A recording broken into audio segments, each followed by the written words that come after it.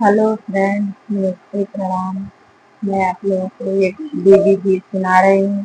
अगर आप लोगों को अच्छा लगेगा तो लाइक शेयर कमेंट जरूर करना। प्लीज सपोर्ट करना। मैया तुमसे मिलने का मंदिर का बहाना है। मैया तुमसे मिलने का मंदिर का बहाना है। दुनिया वाले क्या जाने ये रिश्ता पुराना है। दुनिया वाले क्या जाने ये रिश्ता पुराना है। सूरज में देखी तुम्हें चंदा में पाई हूँ।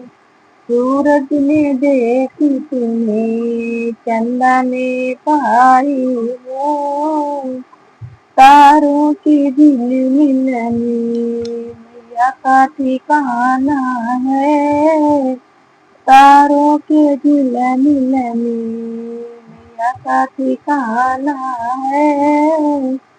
मैया तुमसे मिलने का मंदिर का बहाना है। मैया तुमसे मिलने का मंदिर का बहाना है। गंगा में देखी तुम्हें जमुना में पाई है। गंगा में देखी तुम्हें जमुना में पाई है। सागर की लहरों में मैया का ठिकाना है। सागर की लहरों में मैया का ठिकाना है।